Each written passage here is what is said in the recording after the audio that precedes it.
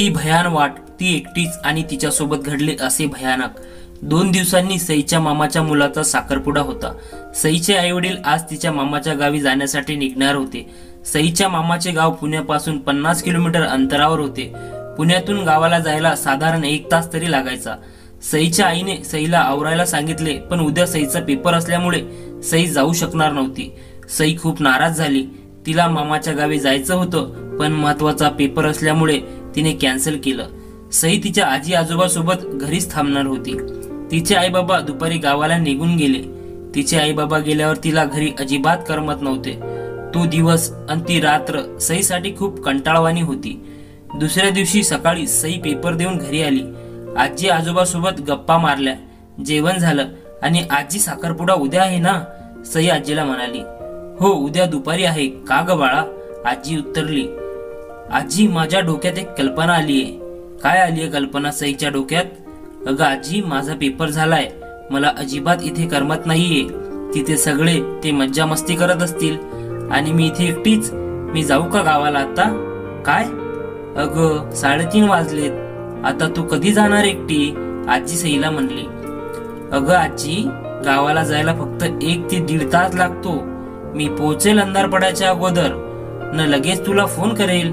दे ना आजी permission please. आजी म्हणाली, ठीक आहे, आई बाबांना फोन करून सांग पहिलं। त्यावर सई लगेच म्हणाली, नको अगं, मी तिथे जाऊन आई बाबा आणि सर्वांना सरप्राईज दिले तर? दुपारचे 4 वाजले होते आणि तिच्या मामाचे गाव फार दूर नव्हते। आता निघाली तर सई 1 तासात पोहोचेल हा विचार करून आजी आजोबांनी तिला जायची परवानगी दिली। तिची तयारी आटपून ती घरून निघेपर्यंत 4:30 वाजले होते। तिने मामाच्या गावची बस पकडली। बस 5:30 पर्यंत गावाच्या फाट्यापर्यंत पोहोचली आणि तिथे सई उतरली। फाट्यापासून गाव थोडं आत होतं। साधारण 1.5 किलोमीटर तिला पायी जायचं होतं। बस गावापर्यंत जात नाही याची तिला कल्पना नव्हती। मामाच्या घरून कोणाला घ्यायला बोलावलं असतं तर तिथं सरप्राईज द्यायचं राहून गेलं असतं। अजून अंधार पडला नव्हता। भरभर चालत निघाले तर 20 मिनिटात ती मामाच्या घरी पोहोचणार होती। तिने आजूबाजूला बघितले, सोबतीला कोणीच नव्हते। तिने एक मोठा श्वास घेतला आणि ती भरभर चालायला लागली। ती जसजशी पुढे जात होती तसतसे तिच्या मनात भीती दाटून येत होती। आजूबाजूला घरे नव्हती, फक्त झाडे आणि शेती। एखादं कुत्रं सुद्धा तिथे दिसत नव्हतं। आता मात्र तिचा थरकाप होऊ लागला। यापूर्वी ती जेव्हा मामाच्या घरी आली तेव्हा ती आई बाबांसोबत कारने आली होती। इथून पायी पायी चालत जायची तिची ही पहिलीच वेळ। लहानपणी ती जेव्हा मामाच्या गावी यायची तेव्हा ती तिथल्या लोकांच्या तोंडून भूतांच्या गोष्टी ऐकायची। या रस्त्यावर एक स्त्री रात्रीच्या वेळी फिरते असं काहीतरी तेव्हा तिला हे ऐकून गंमत वाटायची। पण आता तिला ती गोष्ट आठवली आणि पायातले त्राण गेल्यासारखे वाटले। या निर्जन रस्त्यावरून चालताना तिला फक्त तीच भूताची गोष्ट आठवत होती। चालता चालता अंधार पण व्हायला लागला होता। आता मात्र सई फार घाबरली। तिने आईला फोन करायचे ठरवले। ती बॅगेत ठेवलेला फोन घ्यायला गेली, इतक्यात मागून कोणीतरी भरभर तिच्या दिशेने चालत आल्याचा आवाज आला। तिचा भीतीने थरकाप उडाला। ती मोठ्याने ओरडणार इतक्यात एक तिच्याशी वयाची महिला तिच्या समोर येऊन उभी राहिली। त्या बाजूला बघून तिला खूप बरे वाटले। साधारण 30 वर्षाची होती ती। दिसायला सुंदर होती। हिरवी साडी, हातभर बांगड्या आणि कपाळावर मोठं कुंकू लावलं होतं। गावापर्यंत जायला कोणाची तरी सोबत होईल म्हणून सईला हायसे वाटले। कुठं जायचं हो तुम्हाला ताई? त्या महिलेने विचारले। मी इथे माझ्या मामाच्या घरी जात आहे, सई म्हणाली। असं होय, खूप वर्षांनी आलाय का तुम्ही? ती म्हणाली। हो, म्हणजे 4-5 वर्षांनी येते, पण मी कारनेच आले। असं पायी यायची वेळ पहिल्यांदाच आहे। तुम्ही कुठे जाताय? सईने विचारले। मी या गावचीच आहे, जरा कामाच्या साठी शेजारच्या गावात गेली होती, ती म्हणाली। बरं झालं तुम्ही भेटलात, नाहीतर मी तर घाबरलेच होते।